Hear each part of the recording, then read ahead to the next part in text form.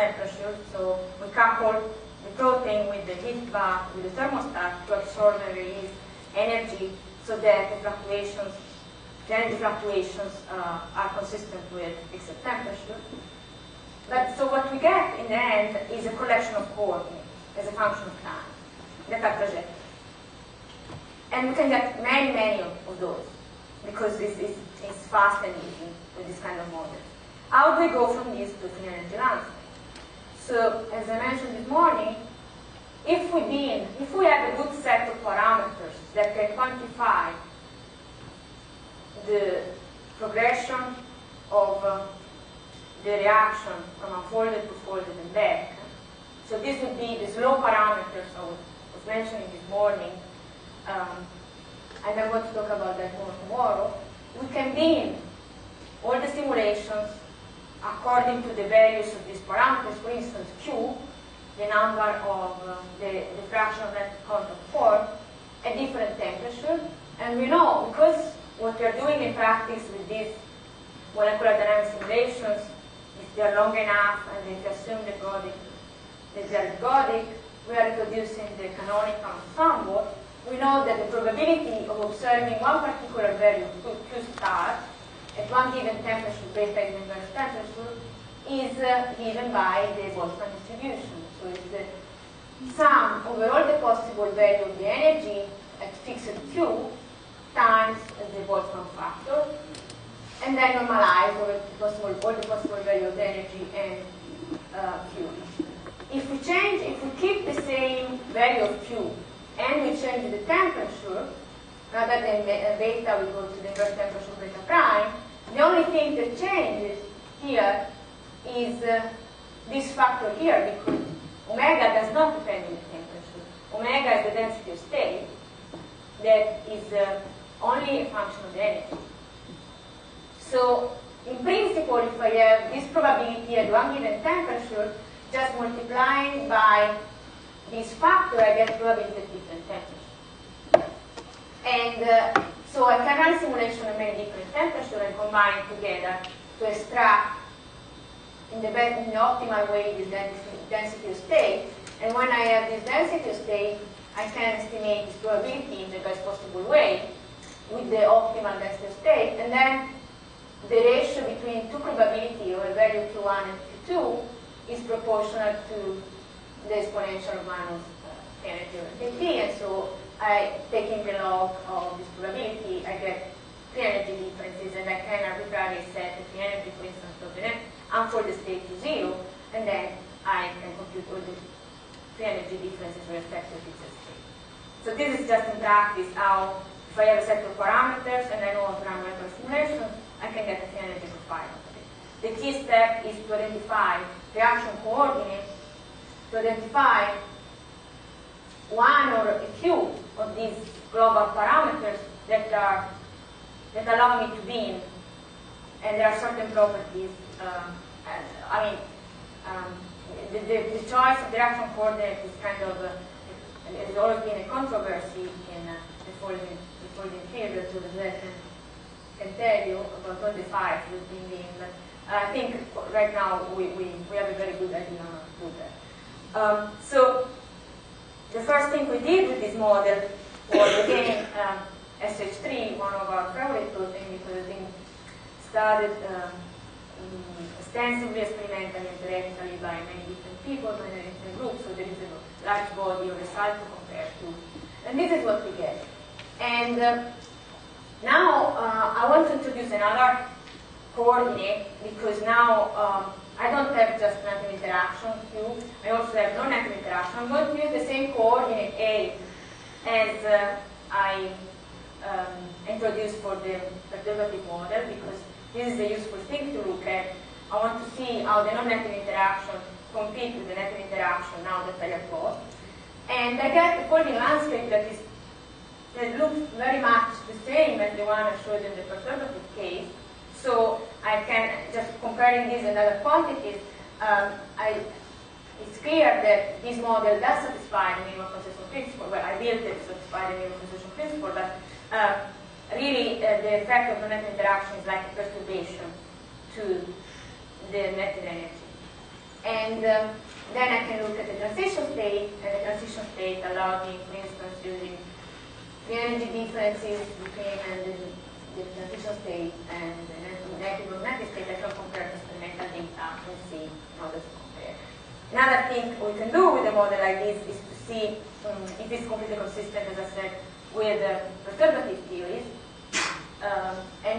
For instance, if we look at the folding rate, if we look at as a function of time, the evolution of the population, the unfolded population, if we start all our simulation in the completely unfolded state, we blow up the protein and start the simulation from there, and we do it for many, many replica of the system, and then we look at, on average, how many proteins are folded as a function of time. We can do this kind of plots, and then we can do it at different temperatures, and this is clearly single exponential, so the effect of the net interaction does not change the kinetics significantly, still single exponential, as expected also from the theory. And we can look at the modulation of the folded state or the folding rate as a function of the temperature, and we find again something that is consistent with the perturbative approach.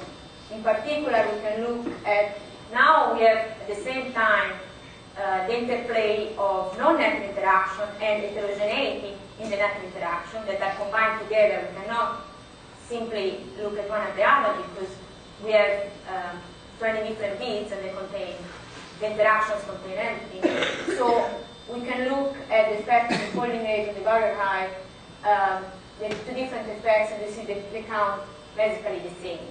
And this is the result from, as expected, this is speed up as expected in the folding rate as expected from the directional result I told you before, and there is a similar speed up, again, a work of Steve Plotkin with Joseph, because of the heterogeneity.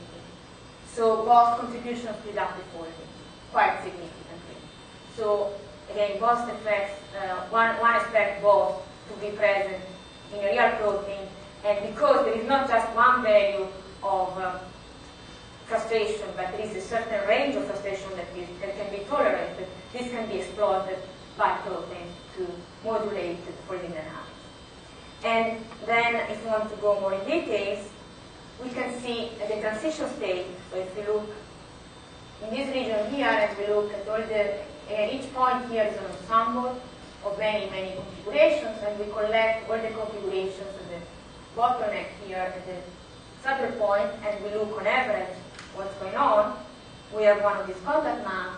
So again, each point here is one contact, but now we have contact that can be in the negative state or non-negative.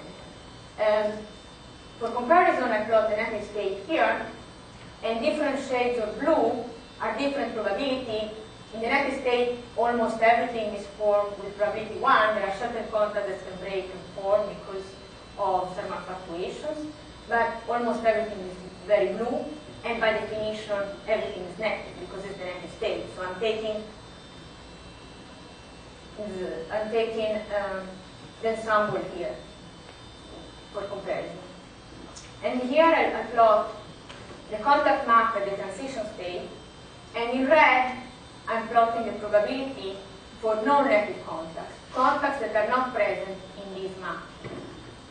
And you see that in the transition state there are certain regions of the protein that are very well formed, and if you remember the result Joseph presented, this is, if you concentrate on the negative state, this is completely in agreement.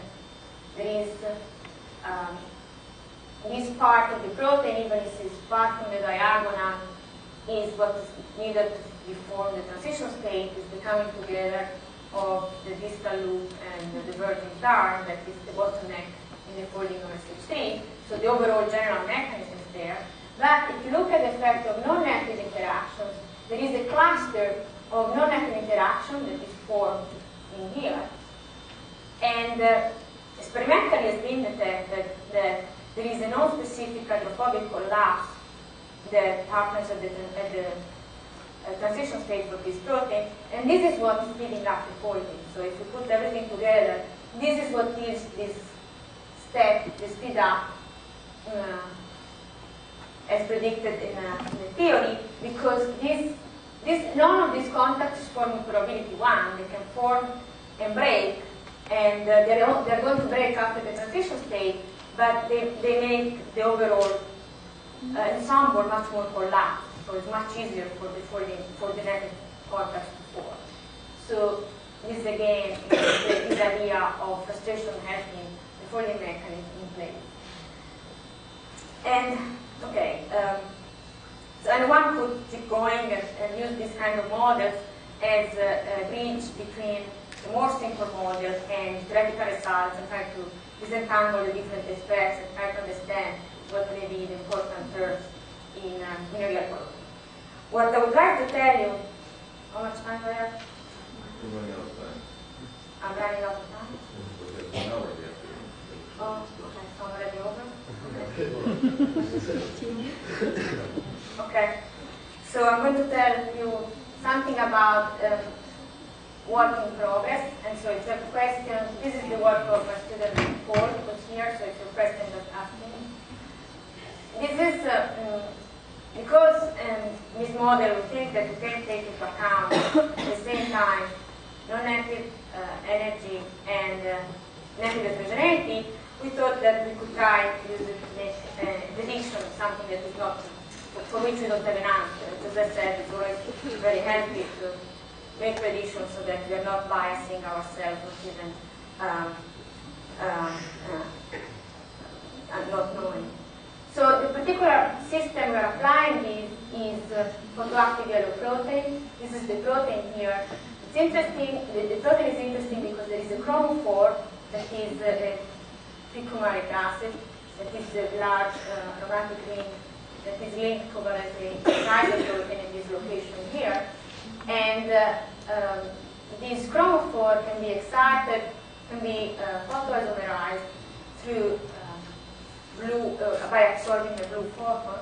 And upon this isomerization, so it goes from trans to cis, and there is a local perturbation here in the structure that is very localized, but is a big aromatic ring, so it has an effect.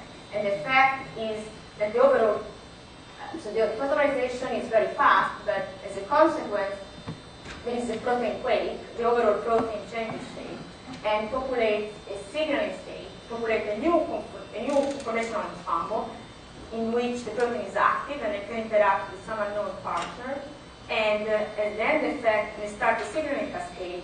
As the end effect, the bacterium where this protein lives invert the direction because it cannot stand blue light.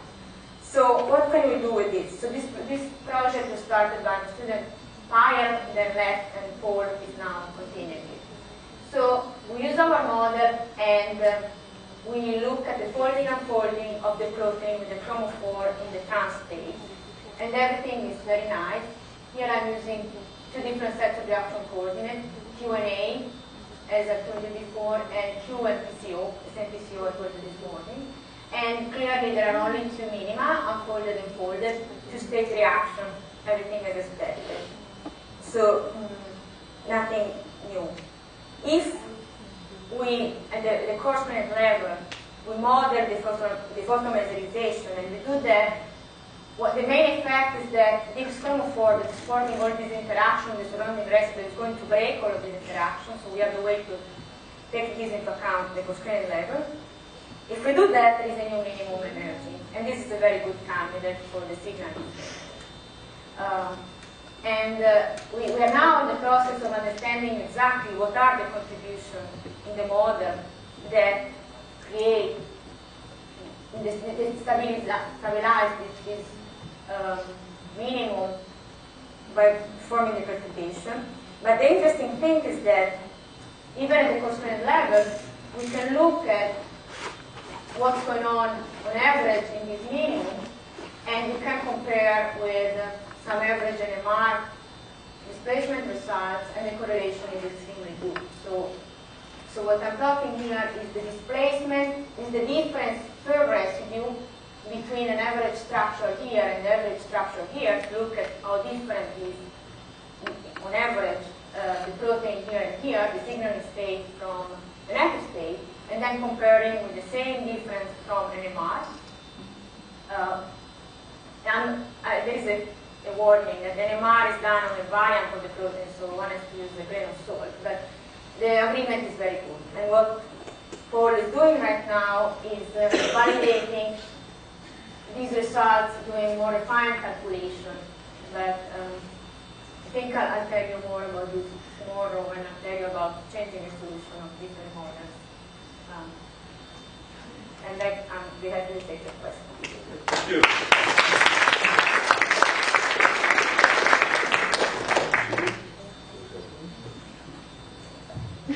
Questions?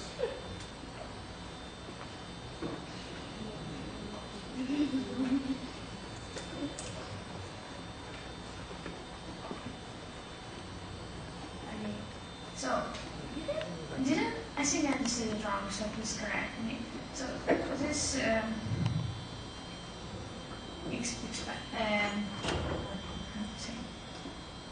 so this is a new potential you wrote, right?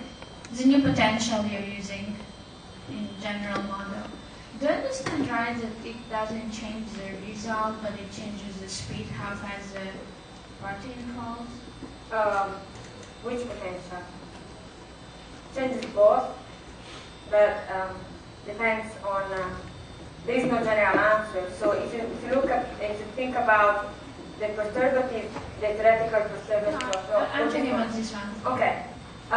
Depends. I mean, it doesn't change the overall spirit of the results qualitatively, but you go an extra step. For instance, you can evaluate the speed is one effect, the folding rate is one effect, but not only that, you can also look at the energy differences. In this paper, we have all the details. Is it a folding rate, actual folding rate, or it's a time of simulation you're talking about? The folding rate is with respect to the units of the simulation, yes. So do you mean that your code converges faster, or do you mean that the time you can measure actual time that will take for protein? Well, we can convert the units. There is it's not. So to answer, I will have to introduce other quantities. We've done, for instance, we've done a study on the effect of folding rates, different terms, the Jack's paper, Chavez, Onushi, Clements, 2004. I think my question is it actual folding rate of the protein, or it's a simulation time, how long it takes for you to run it on the computer? What I'm plotting, the results I'm plotting is the folding rate extracted from the simulations. It's not simply the folding time. You have to do a fit to an exponential curve. You can extract the folding time, folding rate, but then, yeah, but then if you have the folding time, you have the simulation unit. So if you have an energy unit, a mass unit, and you can convert it back and try to compare it with real units. Okay, if I may, as the last one, can you show the potential again, please?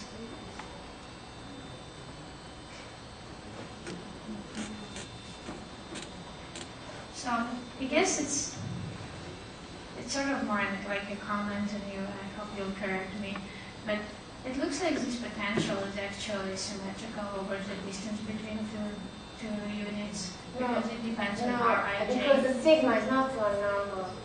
So if you have, I guess, so if you have, say, even if you have two colors that are the same, like red and yellow, it doesn't have to be that the interaction distance between red and yellow here is the same as the interaction distance between red and yellow here, because the distribution is not one. Yeah, but I mean the interaction between ellipsoid and the sphere like your potential depends only on Rij, that is distance between the center of mass.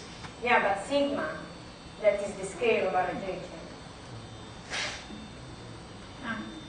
Yeah, I know that a year ago there was a presentation at March meeting, IPS March meeting by Peter Palti-Maharai, and they worked out how the potential for two ellipsoids looks like.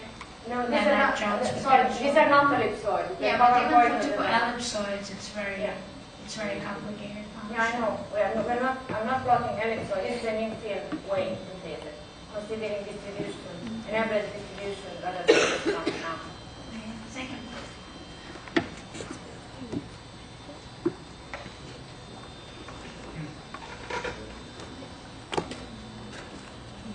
Silence.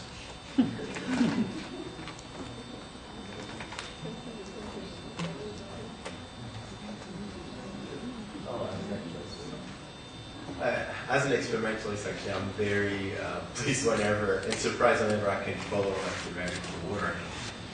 So actually, in this 20 color model, I'm just curious whether you worry about increased stability just purely due to the geometrical increase in stability, in pack intensity, as you move from spheres to more spherical particles. And also, I mean, there are both. There is the packing density and there is also the distribution of energy that is taken into account. And what I presented here is just, the more simple way to get these potentials given the assumptions I made in the model.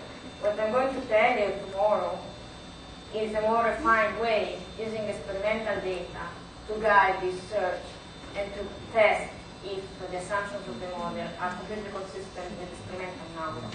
So the way I pick this point here, I just say, because I don't know what to do better, I'm going to maximize the stability. I'm going to make the distance between the peak of the non-native distribution and the native energy as large as possible with respect to the width of the non-native energy distribution. I'm maximizing it because I don't know what to do better, because I don't have any information. But I can do something much more refined, and use experimental data in guiding this search. And I'm going to tell you that tomorrow. So to shoot a couple questions, comments. First, when you do this model, you assume 20 amino acids. We assume absolutely 20 independent amino acids, when you know in reality the real amino acids are not totally independent. Yes. In a sense, they follow certain classes, there's some correlation between Yeah, but directions. the parameters, if you look at the distribution of the parameters, and it's not uniform distribution. If you look at the distribution of the epsilon parameters that you extract from here, it's not a uniform and flat distribution. You have some... Right, but it's because of geometry, not because of chemical similarity, right? Because no, we discussed that in the previous paper. No, there is some clustering of epsilon. There are parameters that are similar for different personal lines.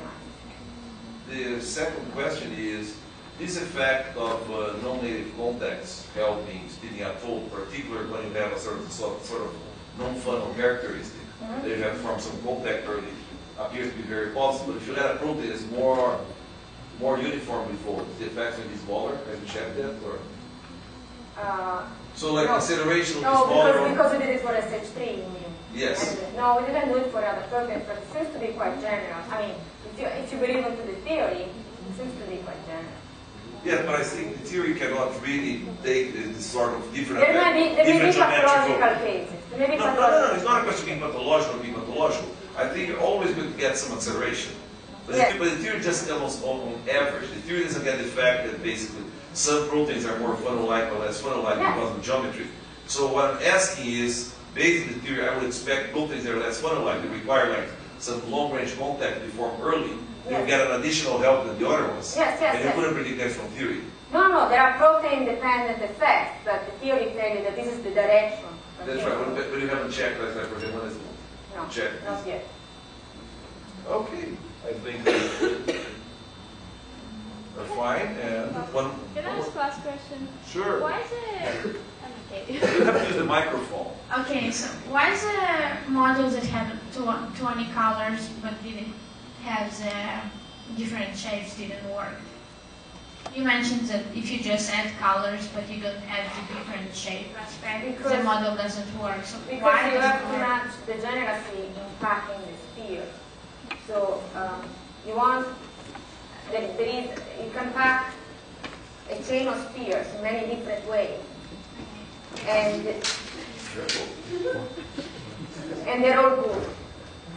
While if you have non-spherical geometries, you want one shape and you optimize one particular shape, you make the other one more. My question is that when the spheres don't have colors, the model works, and then you add colors and it doesn't work.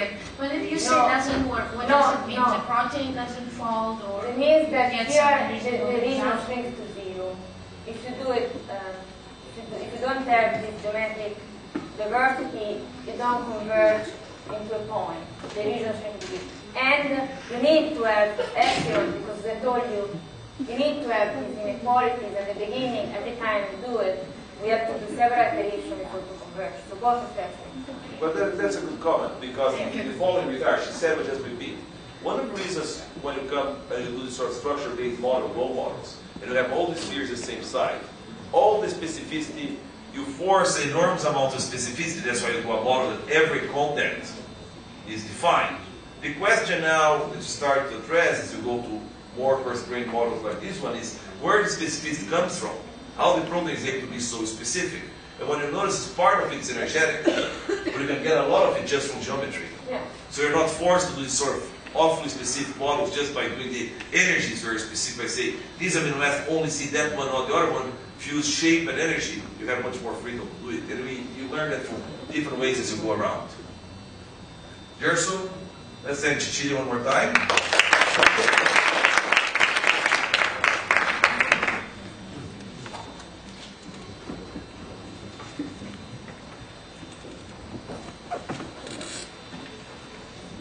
So the last talk of today is by André, that just arrived from our university in Fudão, and he stayed 1 hour and a half trying to get here. Like Daniel was trying to go there and almost lost his plane today. Also, that the train is not very good.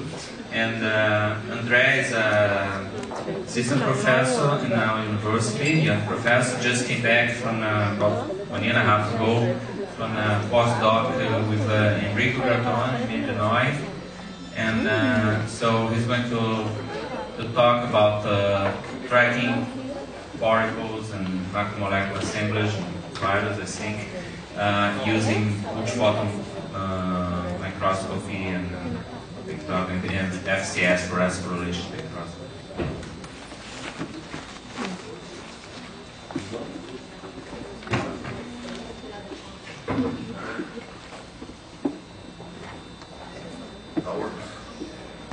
Yes. Can you hear me?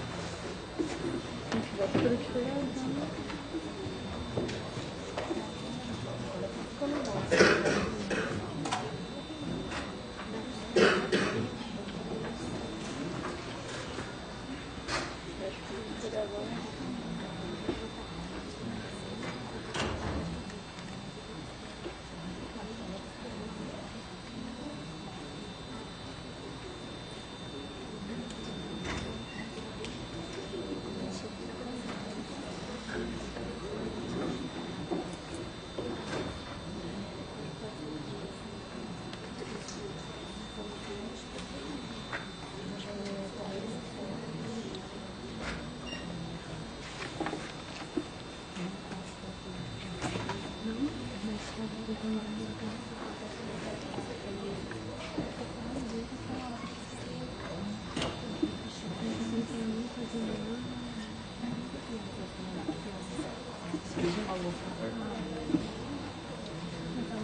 turn those lights down a little bit? They're very bright in the eyes.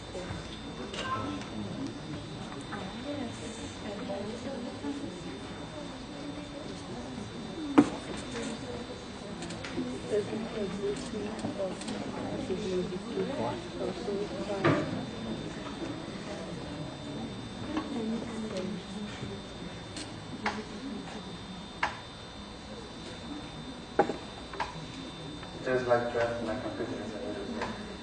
So let me apologize for being late, and thanks Garrison and the organizing committee for the invitation to be here. If my presentation opens, it will.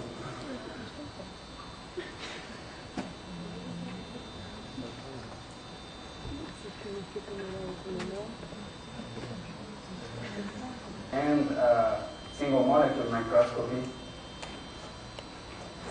in order to track vital particles that goes into the cell and what happens with this particle while during this process of cell synthesis. What's going on?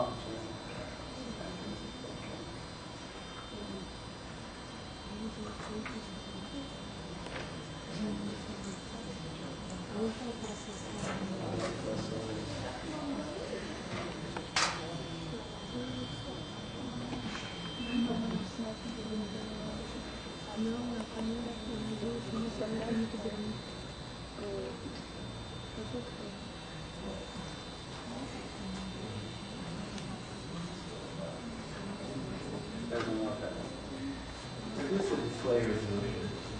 Okay.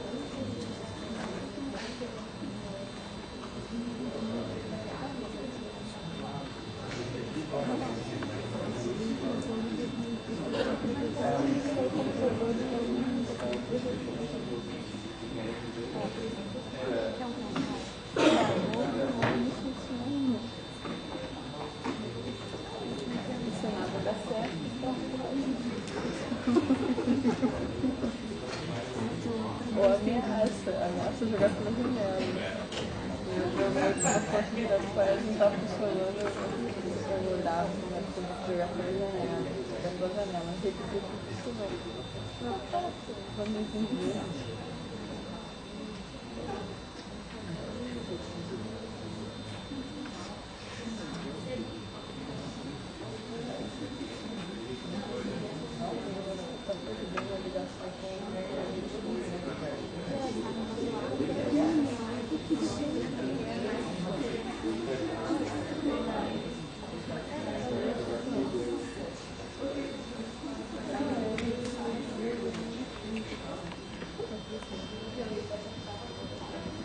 Okay, sorry. Let's start again. So, in the last years, we are seeing a kind of a revolution in biophysics because we have been studying molecules as an ensemble of molecules, actually. We have been studying our biological samples as an ensemble of molecules and measuring an average of all the molecules we have in our sample. It's just a simple example of how it works. We see many different molecules that undergo conformational change at the same moment, but not synchronizing. So they undergo through the same conformational change, but each molecule does it at a different time. So when we watch this ensemble of molecules, we measure an average of all the conformational change. So we can have an idea of how the sample behaves, but we have no idea what happens individually with each of the molecules that makes up our system. So when we do a single molecule spectroscopy and microscopy, we start seeing individual characteristics of the molecules. And that means we can see details that are hidden behind the huge average we are actually observing when we do ensemble molecules experiments. No, actually this is in the wrong order, but that's okay. In order to study single molecules, and you saw it in the morning probably during Professor Professor Tekic's talk. So in order to study individual molecules, you have to use very small observation volumes and very low concentration. In order to get to these very small volumes, we need to use special techniques. And what I will talk about is about using fluorescence microscope to go to very small observation volumes. But how do we do that? Actually, using regular fluorescence microscopy, we still observe kind of a big volume. It's not big as the volume we can observe in a cuvette, but it's still big. It's still much bigger than the molecule we want to observe. But we can try to use some tricks in the microscope set in order to reduce this volume. So a combination of these tricks and the low concentration of the sample will allow us to have on one molecule at a time at the observation volume, so we can take information of this individual molecule or particle or whatever we want to see. One of these tricks is multiphoton microscopy. Actually, we can use confocal microscopy, that is the use of a pinhole on the optical path of the microscope. So we reduce the observation volume to one single point, but this volume can still be reduced, and multiphoton microscopy is one of the techniques that allow it. Multiphoton excitation is actually a phenomenon that's not, it started to be used very recently, but the idea appeared a long time ago.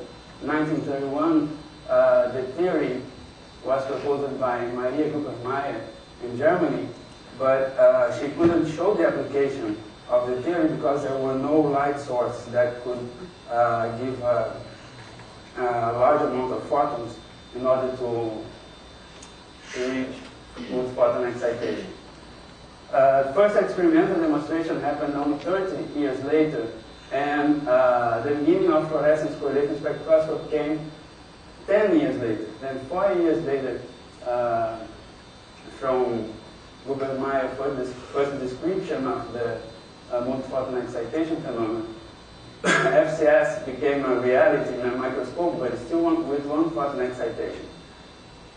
Almost 20 years later, then Denk and Webb showed that it would be possible to do two-photon excitation microscopy.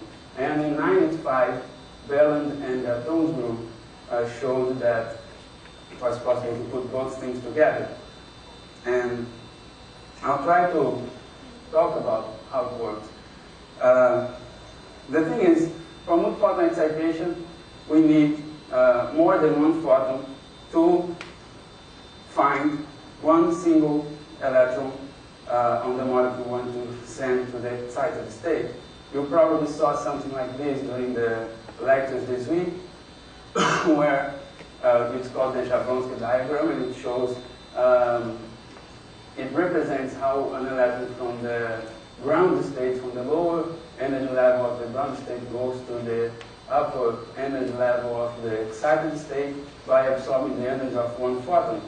And this energy is quantized, so it's a quantum of energy that's absorbed, and then the electron goes to the excited state.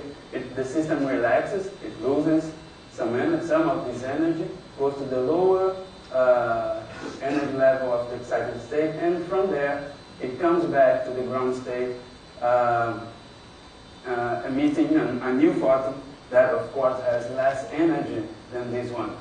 But this energy can be divided in packages.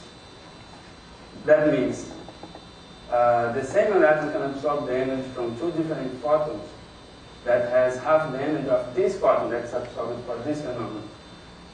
This necessarily happens in a very short time and with a very high flow of photons on your sample. So you need to have a high number of photons arriving at the sample in a small space and in a short time interval, in order to send this electron to the excited state, and then the emission of the new photon and the return to the ground state happens exactly the same way it happened before. So with the multi-photon excitation, you actually use photons with half the energy to send the electron to the same excited state or an excited state that is similar to this one, and when it returns to the ground state, the phenomenon is exactly the same that happens here, so you observe the same fluorescence emission. The difference is, in a microscope, where that is a system emitted by the diffraction of light, what happens with the one-photon excitation is that when light passes through your sample, it excites the sample since it goes in the sample until it goes out. So this is a cone, a double cone, that shows the focus plane, and this is where the objective of a microscope is focusing the light, but there is excitation through the whole pathway. But if you have two-photon excitation, as the photons, in order for this to happen, two-photon excitation could be happening right now, here, but statistics is very, very, very, very low. So we will not observe one single event in a long, long, long time. In order to increase the number of electrons that go to the excited state by the absorption of two photons, you have to concentrate the flow of photons at the same place. And we need a source, a light source, that gives this flow of photons in a very short time interval. So as we'll see, the light source has to be a pulsed laser with very short pulses of high energy. Well, this concentration, let's say, like this, of photons at the same space for the two-photon excitation will happen only at the focus point of the objective. So we will see excitation only at the point where the objective is focusing the light. That's why we see this difference. There is no fluorescence coming out from the rest of the sample. So photobleaching and all the other phenomena related to fluorescence will happen only at the observation volume. So this is the difference in a real experiment. You see the one-photon excitation path here and two-photon excitation here, just as part of the sample is excited. And it's shown as in schematic here how the double cone formed for one-photon excitation, and only one spot would, the excitation for two-photon excitation would happen only at one spot of the sample, reducing our volume of observation. And there are many techniques that could do that, but why we need this conformal volume or this very small volume? Well, first of all, molecules are small. We do not need to observe large volumes. Actually, it's much nicer to observe small volumes in order to see less molecules or single molecules. This will enhance our signal-to-background ratio and define a very well-defined and reproducible observation volume. That in a microscope you can scan through your sample and collect the data from any point in the sample. For a biological sample, for example, it's very interesting because you can go to the membrane of the cell, to the nucleus, to some organelle, cytoplasm, and you can take data from that point only. Other techniques that could produce this very small volume are the conformal pinhole, as I told you, but this involves the presence, the physical presence of the pinhole at the optical path.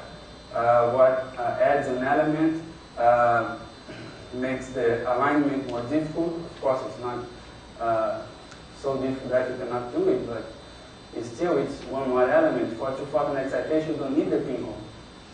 And other effects, other multi-photon effects, like the second harmonic generation in samples, the stimulated emission, where one beam excites the sample and another laser beam stimulates the sample to go back to the ground state. So you eliminate fluorescence that comes from other areas where you don't want to observe any signal.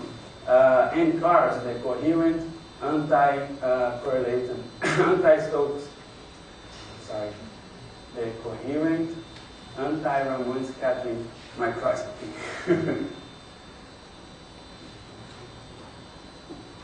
The setup for an experiment like this is more or less the same for any confocal microscope. The difference is just that you don't need the confocal pinhole on the emission pathway.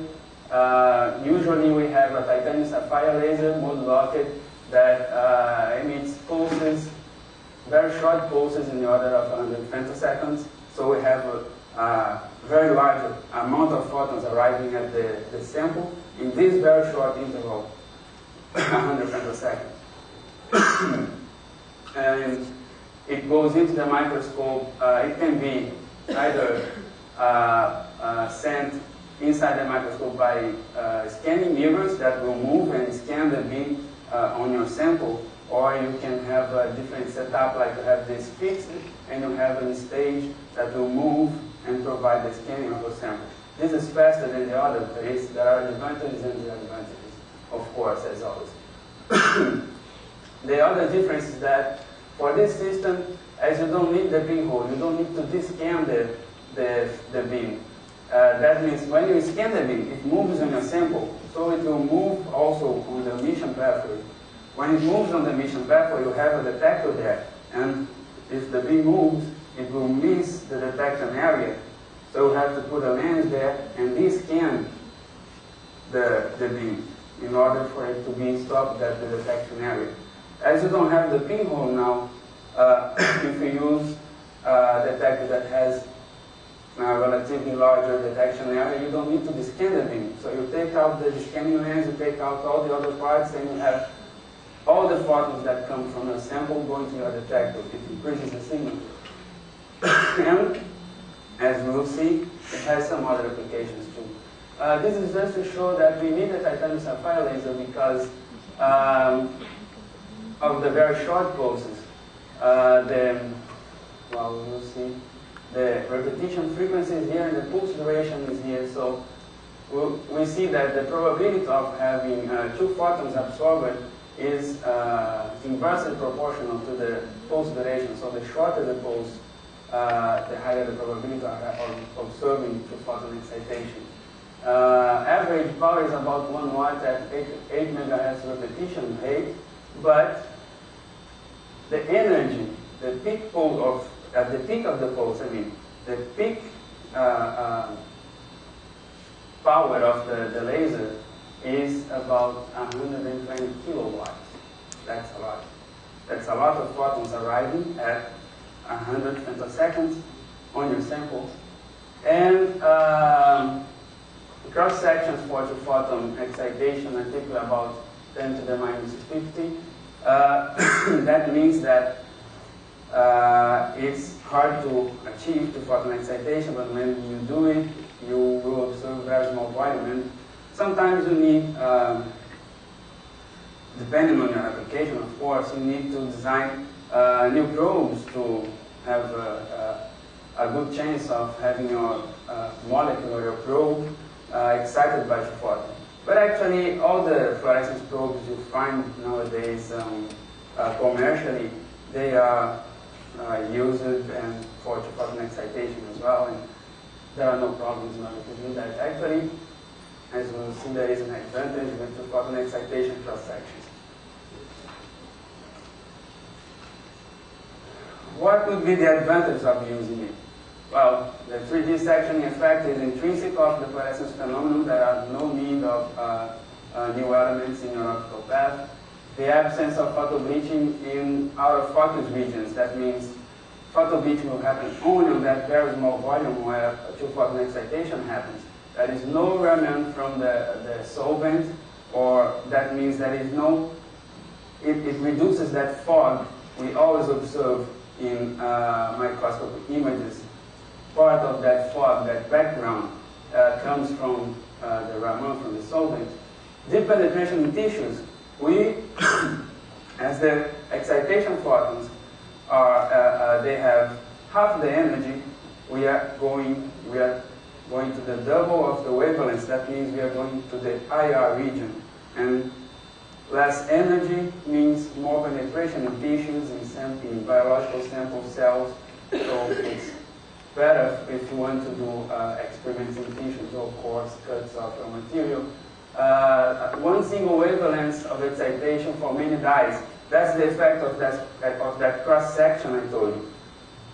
Many different dyes will be excited by the same wavelengths for 2-photon excitation. So you can actually use one single wavelength and observe the excitation of 2, 3, sometimes 4 different dyes in the same sample.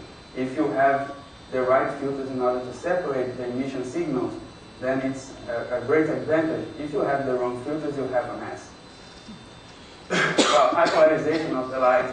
And these characteristics, this actually, the absence of photobleaching, these are very important characteristics for single molecule spectroscopy and single molecule microscopy, and also for fluorescence fluctuation correlation spectroscopy. Well, this is just to show the advantage of not having the pinhole on the optical path. I will try to reduce this story, just showing that photons that come from the sample, only the ballistic photons will go through the pinhole and reach the detector. But for 2-photon excitation, as you take out the pinhole, all the photons that come from the sample reach the detector. So it increases signal, of course. And there are some other advantages that I'm not talking about right now. To show some practical examples, this is a microsphere, a bead actually, loaded with fluorescing. So this is the next Z section. So it's like we have the bead and we cut like this and observe it by the front. So we are seeing an XZ cut. We'll see the penetration. This is 1-photon excitation. This is multi-photon. You see that intensity here is higher than here, so light is going deeper in the sample, as we can see in this example too. This is a cut of a cornea, stained in cycle 13. This is the photobleaching that's caused by 1-photon excitation. You see that the whole sample is photobleached. Photobleaching is limited to the plane of excitation for multi-photon. As you can see in tissues, that also happens. This is the photobleaching for a line scan in multi-photon excitation. This is for a regular confocal microscope. Well, more signal, less background, better images in microscopy.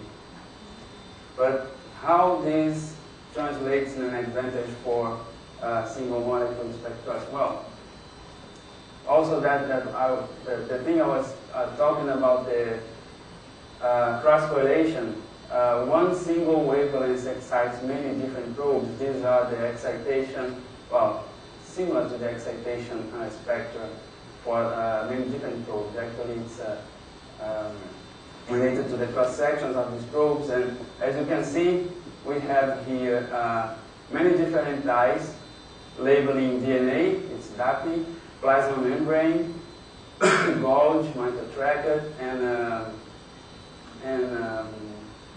mitochondria, and all the dyes are excited at 700 nanometers. So you can observe all of them with one single wavelength. That means you need to scan your sample only once. If you had to excite this with many different beams, you would have 4 different beams scanning the sample at the same time, or you would have to scan the sample 4 times. That increases acquisition time, that multiplies by 4 the acquisition time. So, applications. How this translates to biophysics and single molecule detection. Well, first of all, very small detection volume in the order of 1/10 of a femtoliter. Depending on the concentration, there will be only one molecule on the excitation volume, so we will observe the emission of a single molecule from a single molecule. fluorescence fluctuations can be observed in this small volume. If we have a small volume and low concentration, and the molecules are freely diffusing in a sample, you'll see one molecule crossing the excitation volume at a time, so you can detect the time interval they take to cross the volume, so you can measure diffusion. If they blink during the time period they cross the volume, I have to be careful. When they cross the volume, you can also get some information about conformational dynamics, if this blink is related to conformational dynamics like FRET or something like that. I don't know, maybe Dr. Ha talked about this morning, or we'll talk tomorrow, I don't know. Unfortunately, I couldn't be here. So what's observed? The rate of motion, concentration of particles, because each time one particle comes in the volume is detected, so you see a fluctuation in your fluorescent signal, so you can count this. You know how many particles are there. Changes in particle fluorescence while under observation. Conformational transition, for example, we'll see a nice example of this. Well, these are the fluorescence parameters we can measure, and you probably saw some of those during this week, and the one I'm probably introducing now, I don't know if you talked about this during the week, but I'm introducing now the fluorescence correlation spectroscopy.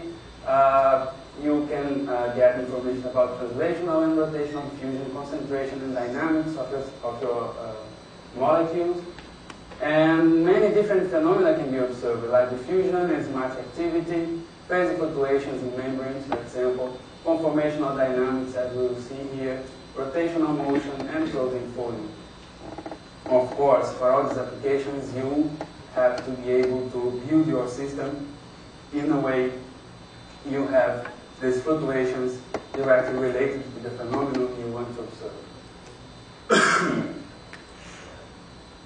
So, how we take an FCS measurement? We set up our system. There is more volume of observation. There is more concentration of the low concentration of the sample, and we observe the particles going through our volume, and we take a measurement. This black line would be our average fluorescence signal. What's observed when you take a cuvette or a regular fluorimeter and you put it there? You see the average fluorescence. It's stable. It's there all the time, same value. But when you have very small number of molecules in your observation sample, each time one molecule comes in or one molecule goes out, the signal fluctuates. So there is a natural fluctuation of the signal around this average. That's not observed when what you observe is a big ensemble of molecules, as I was talking in the beginning of this lecture. So it's lost. This fluctuation is lost. The thing is, we always try to We always try to synchronize the system by introducing a perturbation. So we send most of the molecules to one state, and then we observe the system relax back to equilibrium, and we take our measurements. So we see the system coming back. We try to synchronize all the molecules in one state and observe them coming back to the equilibrium. But the thing is, these fluctuations, they have exactly the same time characteristics of this coming back of the system to the equilibrium. And we don't need to introduce the perturbation. We just observe the natural fluctuations of the system. Okay? Once we have this, we use a relatively simple calculation, the autocorrelation of the signal. So what we do is compare each signal with a signal that happens a short time interval after the one we take. So it's the fluorescent signal at the time t times the fluorescent signal times t plus tau divided by the average fluorescence squared. So we know if the signal is similar to the one we were observing interval of tau before. So if it's similar, the autocorrelation function has a high value. If it's not similar, that means that the fluctuation is going down or they're not happening anymore in that time interval, we see the system relaxing. So we are actually, we are kind of observing what's the memory of our system. Okay? So, and from this curve, we can find what is the characteristic time interval of the phenomenon we are observing. So we can find the value of tau from the autocorrelation function. We don't have it from here directly, but calculating the autocorrelation function, we find this time characteristic. And also, the value of G0, if we take a time interval of 0, of course this measurement is not feasible, but we can extrapolate this curve here, and this will be related to the inverse of the number of molecules in our volume. So we can actually determine what's the concentration. Imagine we do that inside a cell where it's impossible to measure concentrations directly. We can have just a measurement of what's the concentration of our labeled protein in the cytoplasm of the cell. You take the measurement, you find the value of B0, invert that value, multiply by alpha, that is a factor of the collecting, of the, how the microscope collects the light, and you will find the number of particles. So you can measure concentrations, and the time interval between fluctuations, is what you are observing is only freely diffusing molecules. This time interval is the average diffusing time of your molecules, and you can calculate diffusion coefficients. You can do that in a solution, inside cells, and etc. There are also other characteristics. Since you have all the fluctuations, you can make a histogram, a distribution of the fluctuations, so you have a photon counting histogram of your fluctuations, and these will be directly related with the molecular brightness. That means that if you have a molecule, you know the brightness. This molecule associates with another one that you know the brightness. You will observe a fluctuation that is double the brightness. On the distribution histogram, you will